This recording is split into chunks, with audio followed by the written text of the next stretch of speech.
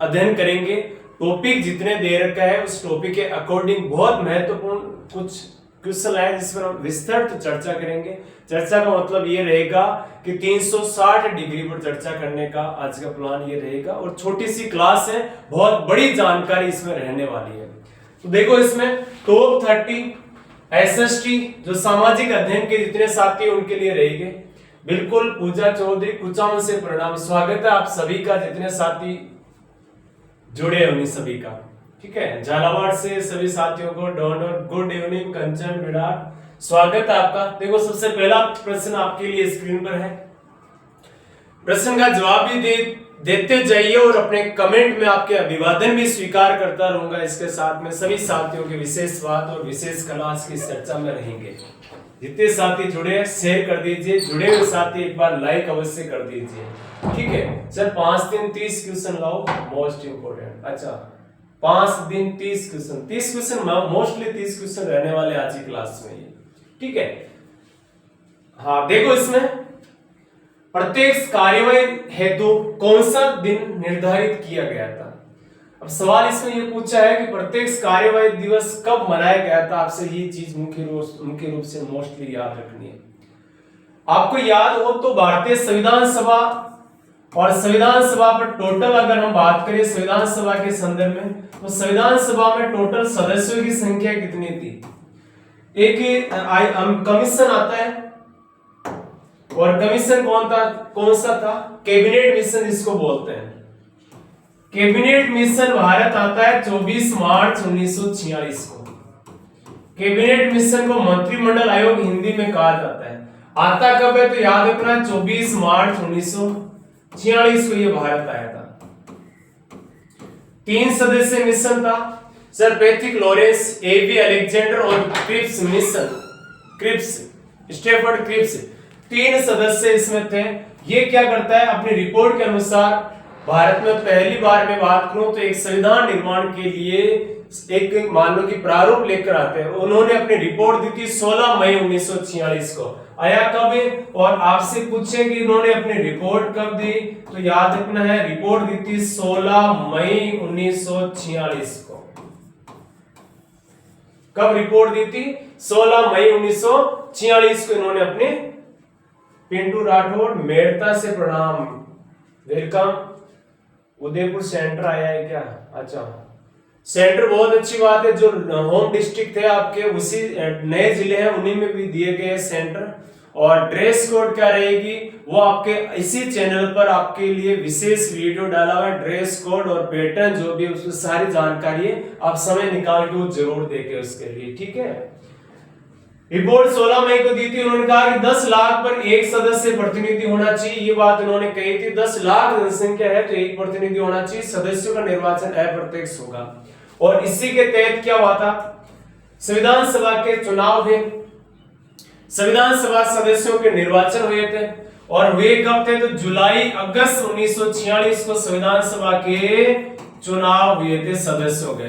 और जैसे सदस्यों का निर्वाचन हुआ था, इसमें बहुमत किसको मिला था, कांग्रेस को 208 सीटें मिली थी 296 सीटों में से। हालांकि सीटें 389 थी, ध्यान रखना। उसमें से 296 निर्वाचित थे और 93 सदस्य देशी रियासतों से चुनकर आए थे। कांग्रेस को सीटें मिली 208 और मुस्लिम लीग को सीटें मिली थी 73। इसमें ये पॉइंट नोट करना। मुस्लिम लीग को कम सीटें मिलने की वजह से इन्होंने एक दिन निर्धारित किया था, और प्रत्येक कार्यवाही के लिए दिन उन्होंने निर्धारित किया था कि प्रत्येक कार्यवाही कब मनाई जाए। हालांकि पहले उनका निर्धारण का 14 अगस्त 1946 का था, लेकिन कब मनाया गया था तो उन्होंने मनाने की अगर हम बात करें प्रत्येक कार्यवाही, तो प्रत्येक कार्यवाही दिवस मनाया था 16 अगस्त 1946 को। किसके नेतृत्व में, मोहम्मद अली जिन्ना के नेतृत्व में ये मनाया गया था, ध्यान रखना है। ठीक है, तो ये चीज नोट करना, मोहम्मद अली जिन्ना मुस्लिम लीग के अध्यक्ष थे, उनके नेतृत्व में मनाया गया था प्रत्येक कार्यवाही। और देश भर में सांप्रदायिक तौर पर हिंसा देखने को मिली थी। देश भर में सांप्रदायिक आधार पर हिंसा देखने को यहाँ पर मिली थी। जिनका डी ऑप्शन आ रहा है बिल्कुल सही है उनका आंसर। ठीक है, सभी साथियों का वेलकम, सभी जो अभिवादन कर रहे हैं उनका सभी का स्वागत है। ठीक है, देखो इसमें आप क्वेश्चन नंबर नेक्स्ट, किस संविधान संशोधन के द्वारा भारत में वयस्क मताधिकार की आयु 21 वर्ष से घटाकर 18 वर्ष की गई थी? बहुत अच्छा सवाल है, आपको कमेंट में इसका आंसर देना, मैं तब तक आंसर इसका जवाब दे रहा हूं। ठीक है, हाँ सभी साथियों का स्वागत है। विनी प्रजापति सर, मेरे लिए तो दूर है उदयपुर, मैं हरियाणा से हूँ। हरियाणा वालों का ज्यादा दूर दिया नहीं है, वही आसपास में गंगानगर और हनुमानगढ़ दिए सेंटर। ठीक है, 16 अगस्त पूजा चौधरी। मधु शर्मा भी आपका सही आंसर आ रहा है। जितने देखो, वेलकम, स्वागत सभी साथियों का। बहुत आपके समय ज्यादा बचा नहीं है रीड के लिए, और आपकी जो तैयारी है वो कंटिन्यू बने रहे। खास बात है कि मोबाइल हमेशा आपके हाथ में रहता है, और मोबाइल की जो क्लासें हैं, आप सबसे अच्छी बात है आप समय निकाल के क्लास ले रहे हो, क्योंकि दुनिया का सबसे अच्छा काम है वो पढ़ाई करना होता है। पढ़ाई से आपका भविष्य संवरता है, आपकी आने वाली पीढ़ियां संवरती है, ध्यान रखना। ठीक है, B is right answer. Anurag Sharma का सही आंसर आ रहा है इसमें। ठीक है, जयपुर से मेरे घर आ जाना। अच्छा, सभी को रीड पास करो, आपके लिए महाआयोजन रखा जाएगा। तो 21 से घटाकर 18 वर्ष कब की गई? एक तो 61वें संविधान संशोधन के तहत की। पहला आंसर तो याद रखना। आपसे सवाल है कि 61वां संविधान संशोधन कब हुआ था, तो उत्तर हो जाएगा 1988। दूसरा सवाल आपसे मैं कहूं कि 61वां संविधान संशोधन लागू कब हुआ? दो चीजें नोट करनी है आपने, जहां कहीं पढ़ी या नहीं पढ़ी ध्यान रखना। ये संशोधन लागू कब हुआ था? 1989 को लागू हुआ था, 189 में लागू हुआ था, ध्यान रखना। मैं भी रूम में जाकर वीडियो बनाऊं तेरे लिए क्लास। 1988 में 61वां संशोधन होता है, लागू 1989। अब आपसे सवाल पूछे कि 21 से घटाकर 18 वर्ष कब की गई, तो 1989 में की गई। किस संशोधन के तहत की गई? 61वें संविधान संशोधन के तहत की।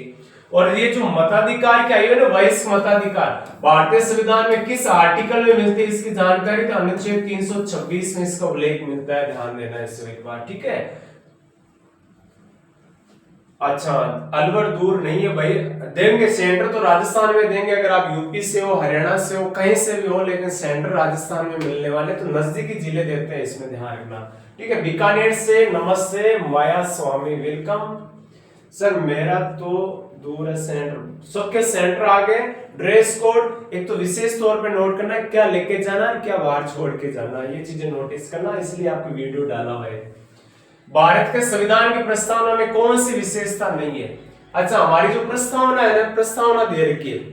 प्रस्तावना आप में से अच्छे से पता होगा क्या दे रखी है, तो उसमें कौन सी चीजें आपको नोट करना। मैं एक बार बोल रहा हूं कुछ शब्द।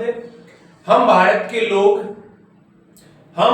के लोग भारत को एक संपूर्ण प्रभुत्व संपन्न, हम भारत के लोग भारत को एक संपूर्ण प्रभुत्व संपन्न, समाजवादी, पंथ निरपेक्ष, लोकतंत्रात्मक गणराज्य बनाने के लिए सामाजिक, आर्थिक, राजनीतिक न्याय, विचार, अभिव्यक्ति, विश्वास, धर्म और उपासना की स्वतंत्रता, प्रतिष्ठा और अवसर की समता, व्यक्ति की गरिमा, राष्ट्र की एकता और अखंडता को बनाए रखने वाली बंधुता।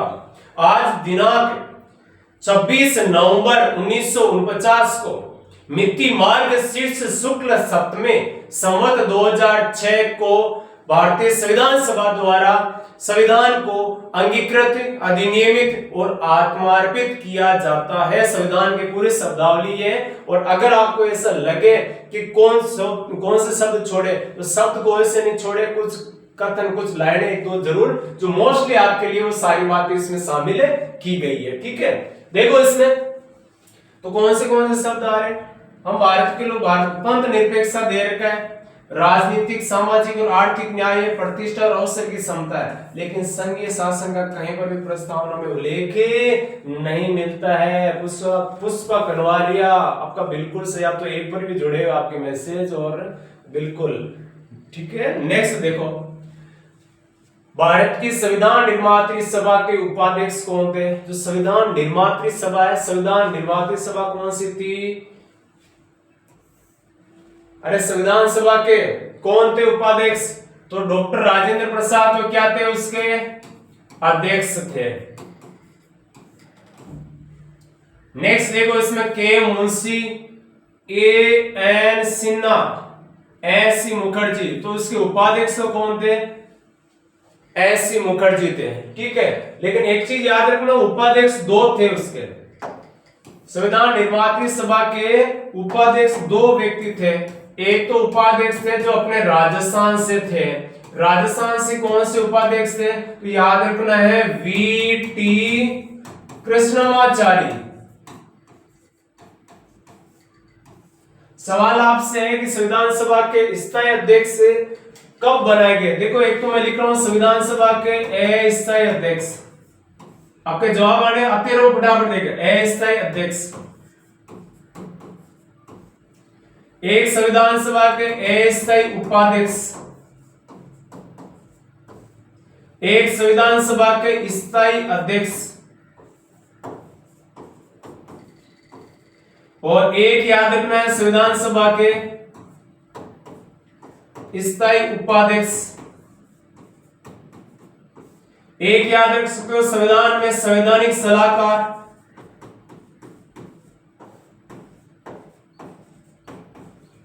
बहुत दिन हुए आपकी तैयारी कैसे कर रहे हो, ये तो ट्राई करना आज। कितनों के आंसर सही आते हैं? अच्छी पढ़ाई का ये आंसर आएंगे, ध्यान रखना, बहुत अच्छी बात है। अच्छी पढ़ाई करते हो तो अच्छे आंसर आपको देखने को मिलेंगे यहाँ पे।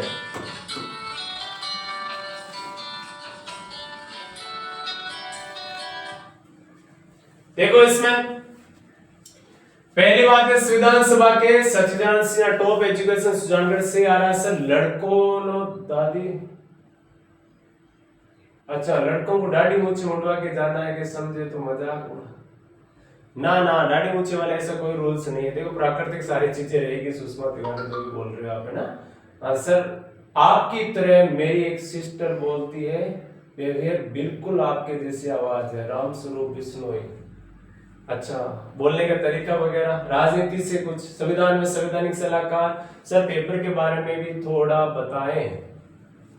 बीएनआर संवैधानिक सलाहकार टॉप एजुकेशन। आंसर आने दो देखिए आपके संविधान सभा के। देखो, एक तो अस्थायी अध्यक्ष, अस्थायी अध्यक्ष कौन थे? आपका सही आंसर आ रहा है टॉप एजुकेशन का सच्चिदानंद सिन्हा थे, ध्यान रखना। एक याद रखना संविधान सभा के उपाध्यक्ष, नाम याद रखना फ्रैंको एंथनी, फ्रैंको एंथनी। एक याद रखना स्थायी अध्यक्ष, हेलो क्लास लो।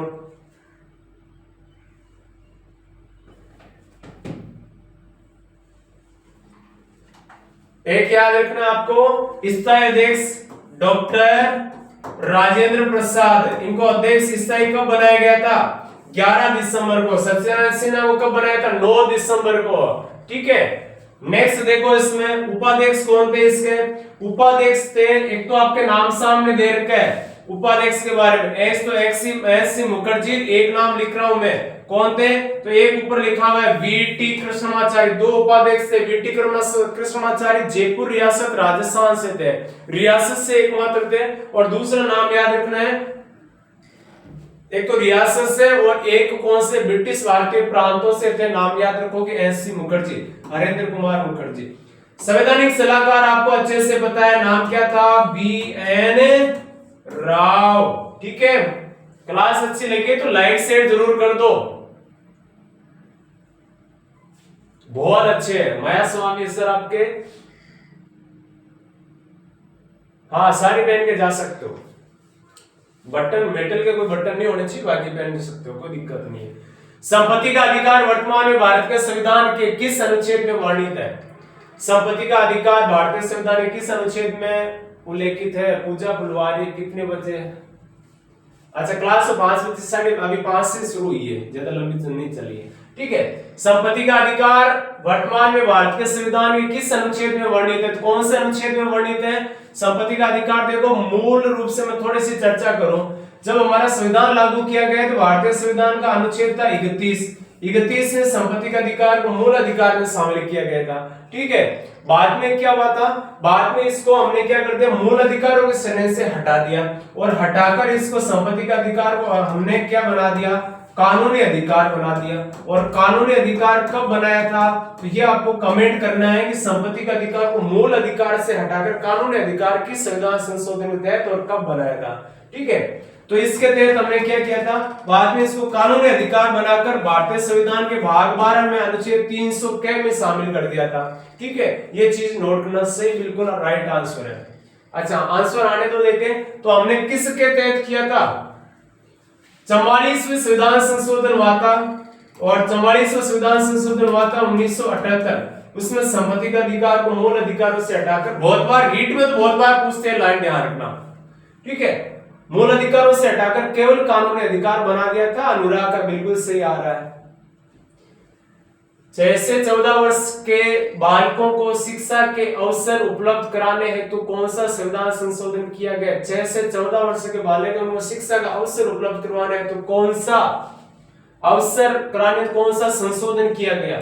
तो ये तो अपने आरटी एक्ट दिया हुआ है, कोई दिक्कत ही नहीं है। ठीक है सर, लॉन्ग बाजू वाले शॉर्ट भी, अच्छा नहीं, लॉन्ग बाजू वाले नहीं, अलाउ नहीं है फिलहाल, हालांकि ऐसा किया नहीं है कहीं पर भी, लेकिन अलाउ नहीं कर रखा है फिलहाल।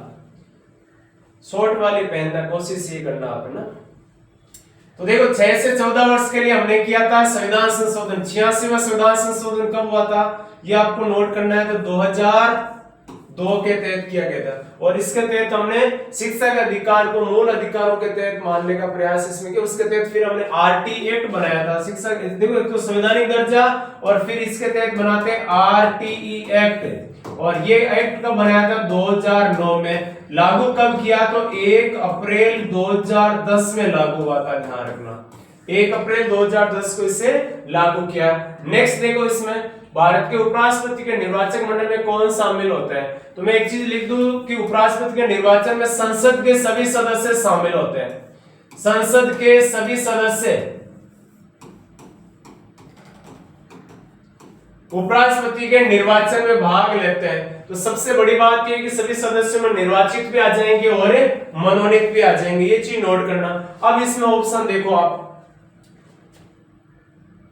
राजलक्ष्मी शर्मा, मेरी भी सुनो, बताओ सुनाओ भाई, राजलक्ष्मी शर्मा क्या बोल रहे हो आप, वापस कमेंट करके बताओ।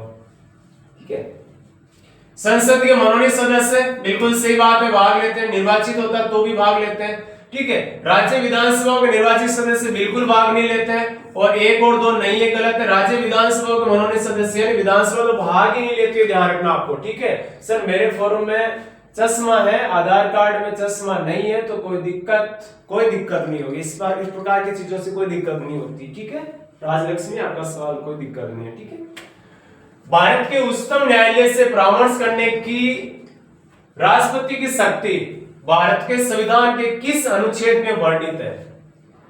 देखो, सर्वोच्च न्यायालय के से परामर्श लिया जा सकता है, यानी जब भी आपको मानो कि ऐसा लगे राष्ट्रपति को कि संवैधानिक प्रावधान के तहत सुप्रीम कोर्ट से परामर्श ले लेना चाहिए, तो संवैधानिक परामर्श लेने का अधिकार तो मूल अधिकारों में आता है। बहुत अच्छी बात है, यानी उसके अधिकार में आता है, ले सकते हैं, शक्ति है। लेकिन सवाल आपसे पूछा कि संविधान किस अनुच्छेद के तहत ले सकते हैं, तो अनुच्छेद कौन सा है? 143 ए वाला बिल्कुल सही है। ठीक है, हाँ सरिता ए सही है, मूलचंद मीणा ए सही है, आपका सी ए मूलचंद आपने गलत दिया है, थैंक्स। अच्छा कोई बात नहीं, गुड्डू प्रजापत आपका सही आंसर है, इसमें साथ में बी दे रहा हूं। दिलीप कुमार 143 बिल्कुल सही है, बहुत अच्छा आंसर आपके आ रहे हैं। भारत के संविधान के किस भाग में शहरी स्थानीय शासन वर्णित है? किस भाग में शहरी स्थानीय शासन वर्णित है? तो कौन से भाग में? मैं कह दूं कि भारतीय संविधान में एक तो आपको भाग याद रखना है, कौन सा? 9। एक आपको याद रखना है भाग कौन सा? 9A। एक याद रखना है कौन सा भाग? 9B, जो बहुत ज्यादा चर्चा में है, 9B भी। अब आपको बताना इन दोनों तीनों भागों में है क्या। तो देखो भाग 9 है ना, भाग 9 में तो दे रखा है पंचायती राज। कौन सा राज? तो पंचायतों का राज। चुनाव 2026 में राजस्थान के होने वाले हैं। ठीक है, भाग 9A में क्या है? तो इसमें नगरीय निकाय का उल्लेख है, नगरीय निकाय। भाग 9B में क्या है? तो इसमें है सहकारी समितियां।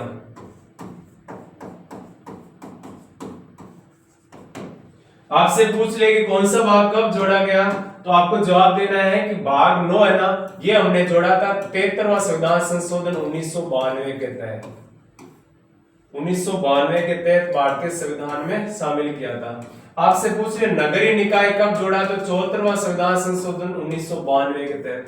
सहकारी समितियों में याद रखो कि 97वें संविधान संशोधन 2011 के तहत इसको शामिल किया गया। इसके लिए हमने 11वीं अनुसूची जोड़ी है और इसके लिए 12वीं अनुसूची में 18 विषय जोड़े हैं। ठीक है, ये मोस्टली आपको याद रखना है। तो जिन्होंने जवाब दिया नो के उनका सही है। नो दिया है टॉप एजुकेशन शाहजरा सर, अच्छा बीकानेर का गांव सर वही लगते हैं सारे ना। पुष्पा गनवाले का क्या सही है बिल्कुल, और राजा राम रेदास का भी सही है आपका सर। गलत गलत क्या है भाई दिलीप, देखो इसमें तो कौन सा आ जाएगा, इसमें स्थानीय शहरी स्थानीय, तो नो कैर में से आंसर आ जाएगा।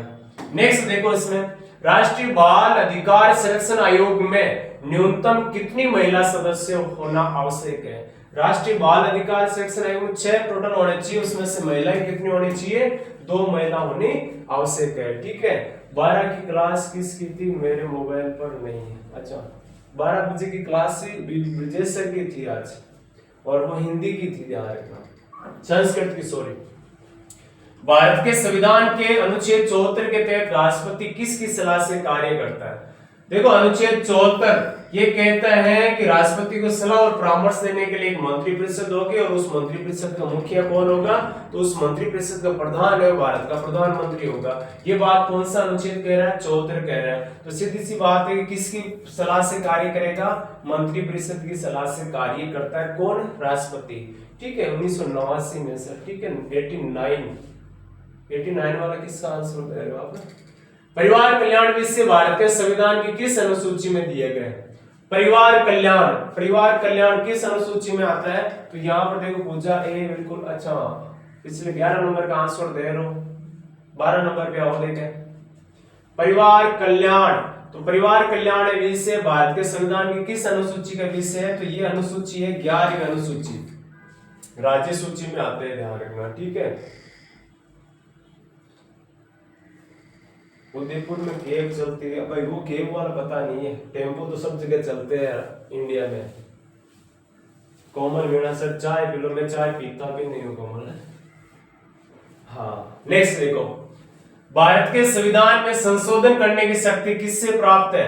भारतीय संविधान में संशोधन कौन कर सकता है, मैं आपको अनुच्छेद बता सकता हूँ, इसमें कौन सा अनुच्छेद के तहत होती है, तो अनुच्छेद है 368। ये संशोधन कौन से अनुच्छेद के तहत होता है, तो अनुच्छेद 368 के तहत हो सकता है। आपको सवाल का जवाब ये देना है कि 368 में है शक्ति किसके पास में ये।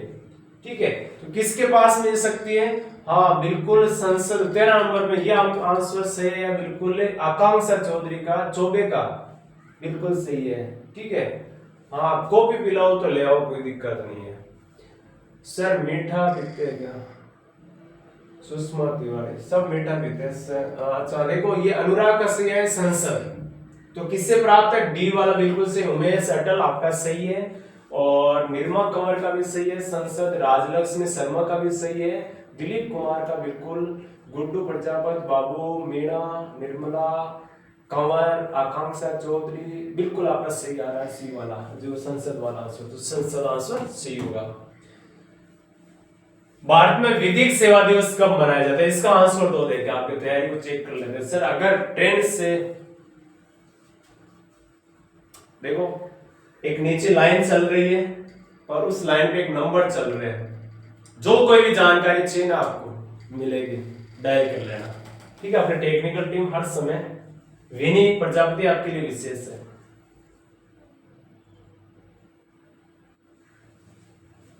ठीक है, देखो कब मनाया जाता है, 14 नंबर का आने दो, 10 अगस्त, 10 दिसंबर। अरे 10 दिसंबर आपको नहीं कि मानवाधिकार दिवस मनाते हैं, आपको याद है। और आज 21 फरवरी है, आपको ये बताना है कि आज 21 फरवरी है, कौन सा दिवस है आज 21 फरवरी को कौन सा दिवस है। 14 सितंबर को कौन सा दिवस है, और 10 जनवरी को कौन सा दिवस मनाते हैं, ये 3 डेट बता दो आपको। 21 फरवरी को मनाते हैं मातृभाषा दिवस, इसी दिन हम राजस्थानी दिवस भी मनाते हैं। 14 सितंबर को मनाते हैं हिंदी दिवस। कौन सा हिंदी दिवस है? राष्ट्रीय हिंदी दिवस। और 10 जनवरी को मनाते हैं अंतरराष्ट्रीय हिंदी दिवस।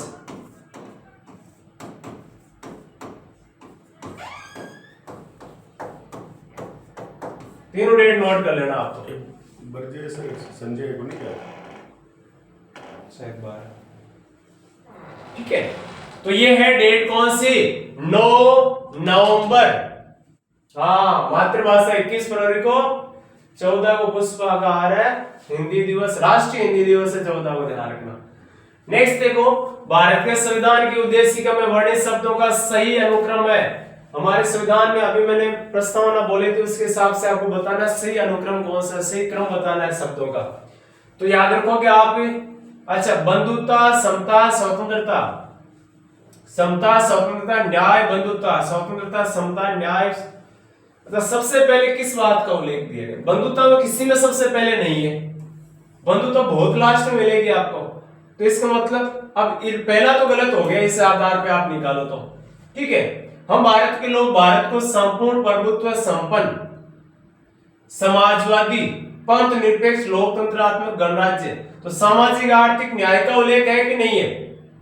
फिर है विचार अभिव्यक्ति और विश्वास की स्वतंत्रता, प्रतिष्ठा और अवसर की समता और बंधुता। डी वाला बिल्कुल है, सुषमा तिवारी का सही आ रहा है, एकदम सही है। उमेश अटल का भी सही आपने, तो डी ऑप्शन, 4 नंबर ऑप्शन क्या हो जाएगा? सही हो जाएगा। भारत में लैंगिक अपराधों से बालकों का संरक्षण अधिनियम पॉक्सो,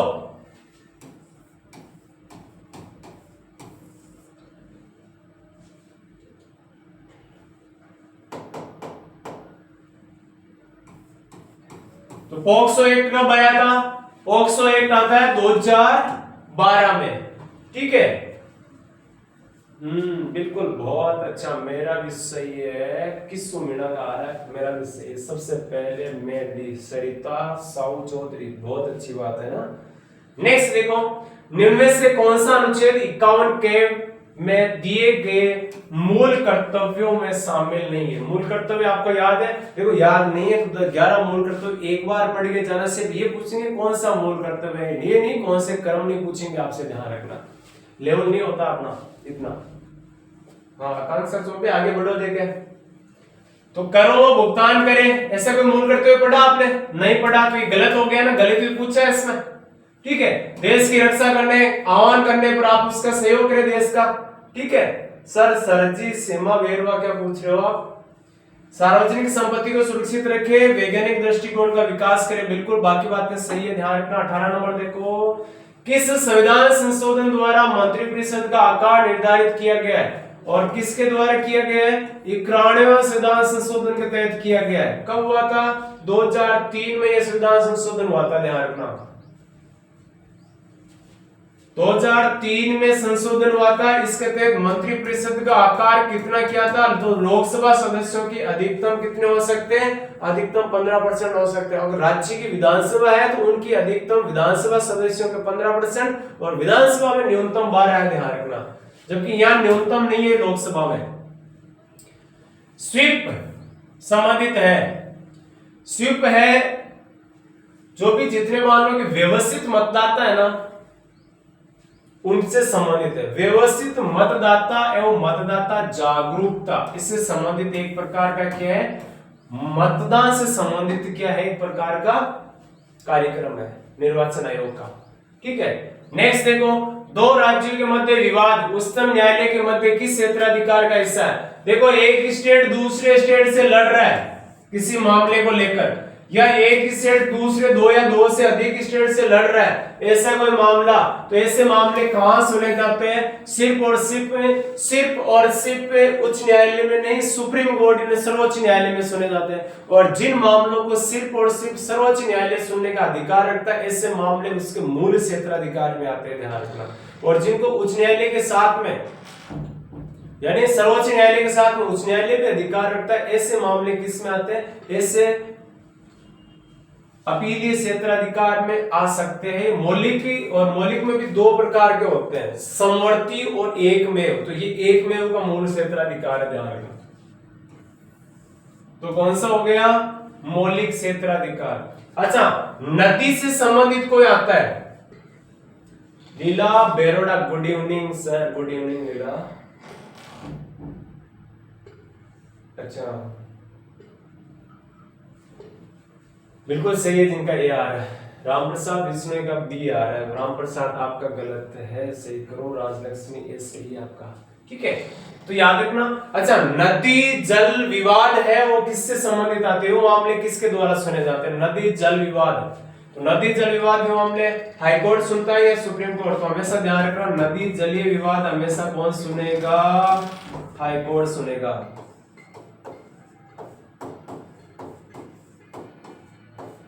ठीक है, नेक्स्ट देखो, मूल संरचना का सिद्धांत न्यायपालिका ने किस वाद में प्रतिपादित किया था? मूल संरचना को बोलते हैं मूल ढांचे का सिद्धांत। संरचना को ढांचा भी बोलते हैं, स्ट्रक्चर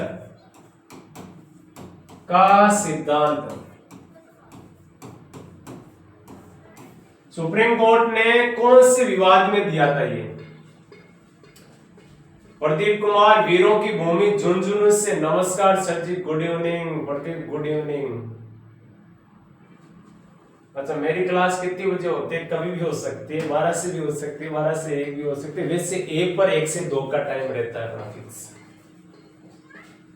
आपकी क्लास को देखते हुए हमने आज क्या आकांक्षा चौबे का सही आंसर आ रहा है। सर प्लीज जल्दी बताओ, एग्जाम अगले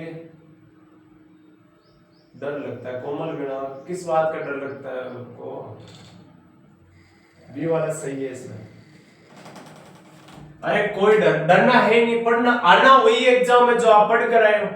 बस नहीं आ रहे तुक्के मारने में एक्सपर्ट हुई, मारो तुक्के। कौन दिक्कत आ रही है? अब कहां दिक्कत आ रही है इसमें? ठीक है, केशवानंद भारतीवाद है 1973 का।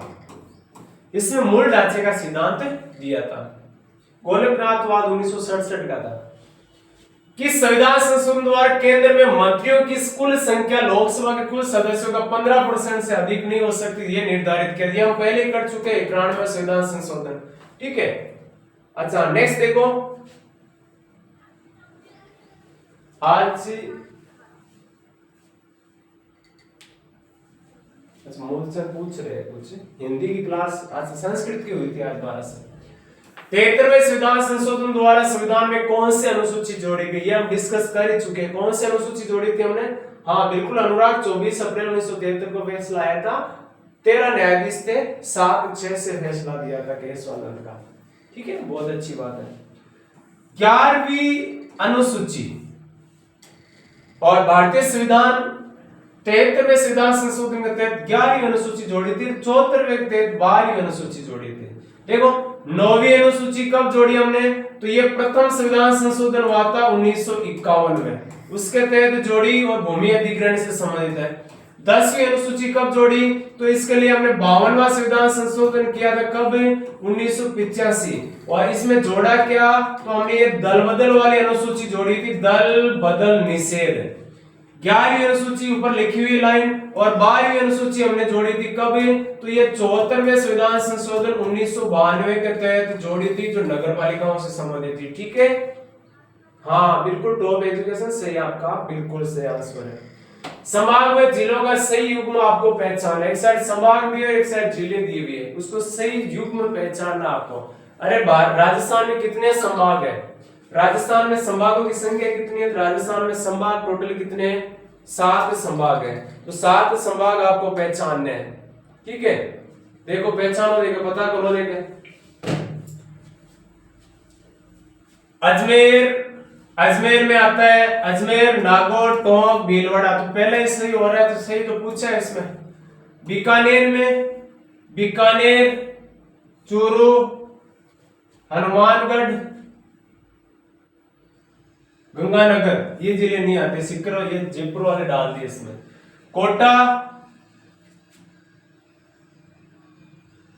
तो आ ही रहा है, बूंदी आ रहा है, झालावाड़ 12 आ रहा है, सवाई माधोपुर नहीं है। उदयपुर में चलो राजसमंद उदयपुर तो है ही, प्रतापगढ़ है, डूंगरपुर, बांसवाड़ा है, तो ये सारे इसमें नहीं है। ठीक है, एक नंबर सही है बिल्कुल। उच्चतम न्यायालय को निम्न में से कौन सा प्रावधान संविधान का व्याख्याकार बताता है? कौन सा प्रावधान है संविधान का व्याख्याकार बताता है? यानी व्याख्या करने की शक्ति सुप्रीम कोर्ट के पास है। भारतीय संविधान कौन से अनुच्छेद की बात कर रहा है ये? तो ये अनुच्छेद बात कर रहा है कौन सी? न्यायिक पुनरावलोकन की शक्ति है हमारे संविधान यानी न्यायालय के पास में। आर्टिकल कौन सा है? तो आर्टिकल आप रख सकते हो इसमें 13 में बात कर सकते हो, 137 में बात कर सकते हो, उसमें बातें की गई है। तो ये चीज नोट करना है। और ये लिया कहां से हमने? संयुक्त राज्य अमेरिका के संविधान से बातें ली गई है। ठीक है सर, कल की एसएसटी पीडीएफ स्टेट अच्छा सेंड कर दिया क्या? शायद सारी कर दिए थे मेरे हिसाब से। नेक्स्ट देखो, निम्न में से शिक्षण के अवबोध उद्देश्य का सही उदाहरण है। शिक्षण के अवबोध के जो उद्देश्य है उनका सही उदाहरण कौन सा है? तो सही उदाहरण आपको अवबोध उद्देश्य का सही उदाहरण ढूंढना है। अच्छा, व्याख्या करना, परिभाषित करना, प्रत्यास्पण करना या चित्र बनाना, कौन सा उदाहरण है इसमें से? अवबोध। अवबोध में आता है क्या? देखो क्वेश्चन होते हैं ज्ञानात्मक और अवबोधात्मक है, इस प्रकार के प्रश्न होते हैं। हिंदी की क्लास का सर आज की अभी पिछले लाइव में देख लो 12 बजे वाले आज। अच्छा कल वाली परसों वाली एक तो, और अब नेक्स्ट कल होगी एक। ठीक है, आचार्य जितेंद्र दीक्षित जी 26 में 3। अच्छा, और आंसर मैं यही वेट कर रहा हूं। सुभाष भानुपाल का सही आया इसमें आंसर। राजलक्ष्मी का सही नहीं है। आई एम लोसल, सरिता साहू, अच्छा सेक्रेड सुपरस्टार का सही आ रहा है इसमें आंसर। सही वाले पढ़ूंगा मैं, ध्यान रखना आपके। बिल्कुल बिल्कुल, बहुत अच्छा प्रश्न आपके सामने स्क्रीन पर है। आपकी तैयारी कितनी है, क्या जबरदस्त तैयारी कर पाई आपने कि नहीं किया आपने, उसके जवाब है। ठीक है विनी सर, ओमार सीट आएगी एग्जाम में, सीट 8 में होती है। हाँ सेम ही होगी, 150 नंबर की रहेगी। गलती मत करना, बस ये 150 क्वेश्चन पूरे अटेंड करना है आपको 5 ऑप्शन भरने का ऑप्शन नहीं होना चाहिए, पूरे 4 है ना, बहुत सारे भर के आना है एबीसीडी में से। गलत माइनस मार्किंग नहीं है इसमें, ध्यान रखना। ठीक है, मैं लास्ट में बताऊंगा आपको कौन सी चीज कैसे सेलेक्ट करनी है, जुड़े रहना। आपको पेपर में पेपर ओपन करके उसमें से कौन से पेज सेलेक्ट करना, ये बात बताऊंगा, ये नोटिस करना मैं आपको लास्ट इसी क्लास में बताऊंगा आज की में। ठीक है सर, तुक्के किस हिसाब से लगाना है, जो मर्जी है आपके लगाऊंगा। तो इसमें व्याख्या करना सही होगा, ध्यान रखना। निम्न में से कौन से राज्य में के समूह में द्विसदनात्मक विधान मंडल है? किस में द्विसदनात्मक विधान मंडल है? तो भारत के 6 राज्य हैं जिसमें द्विसदनात्मक है। एक तो देखो उत्तर प्रदेश, एक है महाराष्ट्र, बिहार, कर्नाटक, आंध्र प्रदेश और तेलंगाना। बताओ कौन से मैच हो रहे हैं इसमें? क्लास ज्यादा नहीं है, बस बहुत कम क्वेश्चन है, लेकिन आपको ये जरूर बता दूंगा आज की क्लास के इसी क्लास के लास्ट में कि आपके पेपर जब आएगा तो उसमें से आपको क्वेश्चन सिलेक्शन कैसे करना। भाग 1 और 2 में हिंदी, संस्कृत और इंग्लिश सारी चीजें, यानी भाग 1 में हिंदी, इंग्लिश, संस्कृत, उर्दू, पंजाबी, सिंधी सब भाषाएं में से कौन सी भाषा सेलेक्ट करनी है, ध्यान रखना। आज की क्लास में बस मात्र 30-32 क्वेश्चन लेकर आया हूं मैं आपके लिए। तो कौन से आ रहा है? राजस्थान मध्य प्रदेश में तो नहीं है, राजस्थान में, पश्चिम बंगाल में नहीं है, पंजाब में नहीं है, गुजरात, तमिलनाडु, आंध्र प्रदेश, कर्नाटक। डी ऑप्शन क्या हो जाएगा? राइट हो जाएगा। ठीक है, नेक्स्ट आंसर 2 देंगे आप।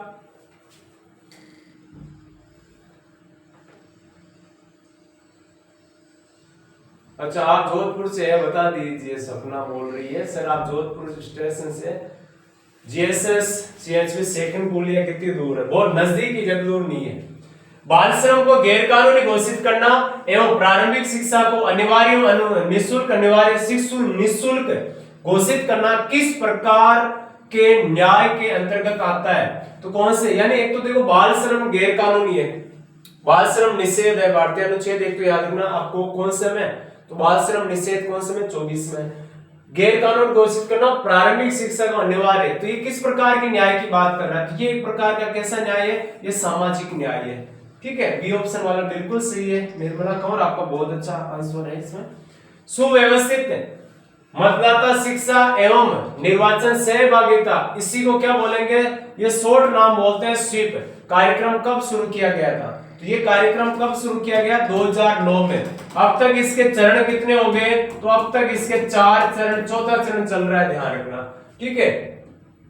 नेक्स्ट देखो, राज्यसभा के बारे में निम्नलिखित कथनों पर विचार कीजिए और विचार करते हुए बताना है आपको, गलत और सही। सही पूछा है इसमें, सही बता देना, ठीक है। गुड इवनिंग सर जी, प्रदीप कुमार लेट आएगा। पूछा कितने बजे तक सर क्लास? बस 2 क्वेश्चन और है, फिर मैं आपको बताऊंगा आपको पेपर करने का तरीका थोड़ा सा हल्का सा।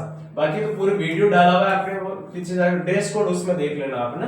राज्यसभा कार्यकाल 6 वर्ष होता है? बिल्कुल नहीं, सदस्यों का कार्यकाल होता है, राज्यसभा का कार्यकाल 6 वर्ष नहीं होता। भारत का उपराष्ट्रपति राज्यसभा का प्रधान सभापति होता है, बात सही है। राज्यसभा का गठन भारतीय संविधान के अनुच्छेद 80 के तहत होता है। राज्यसभा का गठन अनुच्छेद 80 के तहत होता है कि 81 के तहत होता है? 2009। सर आज की क्लास बहुत अच्छी है, कोमल मीणा। अच्छा, क्लास से कोमल जी सारी अच्छी होती है ना। राज्यसभा का गठन भारतीय संविधान के अनुच्छेद कौन से में? अच्छा, अनुच्छेद 79, अनुच्छेद 80, अनुच्छेद 81। याद क्या रखना है?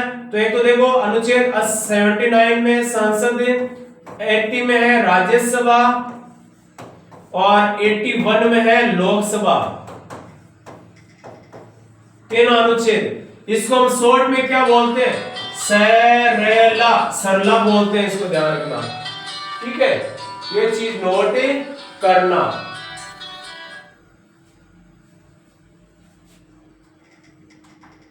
हेलो, हाँ, 202, 31 पर 2 और है, ठीक।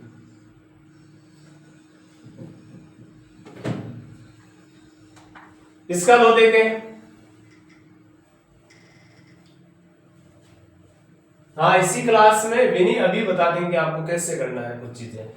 भारत के राष्ट्रपति से संबंधित निम्नलिखित में से कौन सा एक युग्म सम्मिलित है? राष्ट्रपति के देखो संविधान का अधिकार है, आर्टिकल 62 में नहीं है, आर्टिकल 72 में है, ध्यान रखना है। तो ये इसलिए गलत हुआ। 123 अध्यादेश जारी करने की शक्ति है, राष्ट्रपति के 123 में, राज्यपाल के 213 में, ठीक है। एक याद रखना, 75 राष्ट्रपति का निर्वाचन की बात है, तो राष्ट्रपति का निर्वाचन अनुच्छेद 75 में नहीं है, निर्वाचक मंडल 54 में, निर्वाचन पद्धति है 55 में, 53 में महाभियोग, महाभियोग 53 में नहीं, किस में मिलेगा?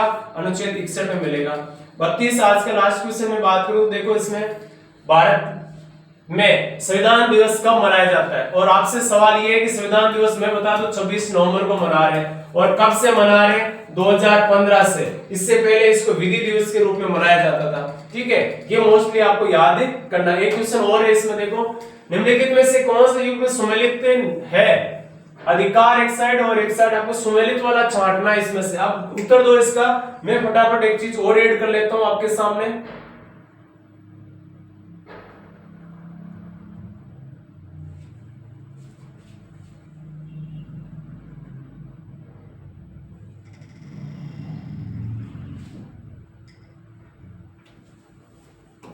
आप इसका उत्तर दो देगा। एक वो जानकारी जो हर एग्जामिनर को जानकारी होनी जरूरी है। इसका उत्तर क्या हो जाएगा? समानता का अधिकार याद रखना कौन से, स्वतंत्रता कौन से में? तो ये है 19 से लेकर 22 में अनुच्छेद। धार्मिक स्वतंत्रता कहां से कहां तक मिलेगी? 25 से लेकर 28 तक मिलेगी, ठीक है। आपकी क्लास बहुत अच्छी लगी, राशि बहुत सारे डाउट क्लियर हो गए, बहुत बहुत धन्यवाद। टॉप एजुकेशन, बिल्कुल ठीक है। शोषण के विरुद्ध अधिकार 23 और 24, ये एक तो क्या है, सही पूछा तो सही है। संवैधानिक उपचारों का अधिकार, संवैधानिक उपचारों का अधिकार कौन से में? अनुच्छेद 32 में, ध्यान रखना, ठीक है। ये तो ये चीज नोट करना। दूसरी बात जो मैं बताने जा रहा हूं आपकी आज की क्लास में, आपके बहुत मोस्टली आपको ध्यान देना है, ये चीज ध्यान रखना। मोस्टली इसलिए ध्यान देना है क्योंकि आएगा पेपर सबके सामने, और पेपर आपके छोटा के पेपर नहीं आता है। एक छोटी सी जैसे आप किताब लाते हो ना समसामयिकी, उतनी किताब जितना आता है, लगभग 250 ग्राम का पेपर होता है, ध्यान रखना, बहुत बड़ा पेपर है। उसमें से आपको क्वेश्चन कौन से करने कौन से नहीं करने ये छांटना होता है। तो तो इसमें देखो आपको ये चीज मिलेगी। इस प्रकार से एक पेज जैसे आप पलटोगे ना, उसके पहले पेज को जैसे ऊपरी पेज को निर्देश वालों को उल्टा करोगे, उसमें आपको इस प्रकार का एक पेज मिलेगा जिसमें लिखा हुआ क्या मिलेगा। पहला भाग तो मिलेगा चाइल्ड एंड डेवलपमेंट, यानी बाल विकास और शिक्षण विद्या। हिंदी में भी होगा और इंग्लिश में भी होगा, दोनों में से किसी में भी आप दोनों भाषाओं में मिलेगा आपको, ठीक है। ये चीज नोट करनी। तो पहले तो साइकोलॉजी आपको नोट कर लेनी है, जिसमें आपको क्वेश्चन सब में 30 है अलग अलग पार्टों में। लेकिन आपको पॉइंट ये नोट करना, पेज नंबर 3 से लेकर पेज नंबर 10 तक साइकोलॉजी का पेपर रहेगा। फिर रहेगा आपको लैंग्वेज फर्स्ट। लैंग्वेज जो फर्स्ट है उसमें आपके अगर हिंदी है, अगर आपके इंग्लिश है, अगर आपके संस्कृत है, जो फॉरम में आपने जो लैंग्वेज भरी है वही लैंग्वेज चूज करनी है। हिंदी है तो आपको देखो 31 से 60, सारे में 31 से 60 ही मिलेंगे, यहां से ध्यान रखना आपको। सभी देखो यहां से यहां तक 31 से 60 ही मिलेंगे, ठीक है। लेकिन अगर आपके हिंदी है तो पेज नंबर देखो 11 से 14 तक मिलेगा। अगर आपने पहली भाषा संस्कृत है तो पेज नंबर 19 से 22 तक मिलेगी। इस प्रकार से नोट करना है आपको, ठीक है। फर्स्ट आपको फर्स्ट लैंग्वेज चूज करनी है, उसके बाद आगे बढ़ना है, ध्यान रखना। फिर आपके लिए लैंग्वेज सेकंड का ऑप्शन आएगा, और लैंग्वेज सेकंड अगर आपने जैसे संस्कृत ली है, पहली भाषा आपने हिंदी थी जो 11 से 14 पेज नंबर पे थी, और फिर आपने सेकंड भाषा कौन सी ली है, मान लो कि आपने संस्कृत ली है, तब आपको मिलेंगे 61। ये देखो सारे 61 से लेकर 90 तक है। तो संस्कृत अगर है तो आपको देखो पेज नंबर 47 से 50 तक मिलेगी। यानी आपके लिए तो संस्कृत यहां पर भी है, संस्कृत यहां भी है, हिंदी यहां पर भी है, हिंदी यहां पर भी है। लेकिन आपके प्रवेश पत्र में देखना है कि आपने फर्स्ट लैंग्वेज कौन सी करी है, वो फर्स्ट लैंग्वेज यहां रहेगी, ध्यान रखना। सेकंड लैंग्वेज यहां रहेगी। ये चीज ऐसा कैसा पेज मिलेगा, ध्यान रखना आपको, ठीक है। फिर अगर आपके देखो एसएसटी है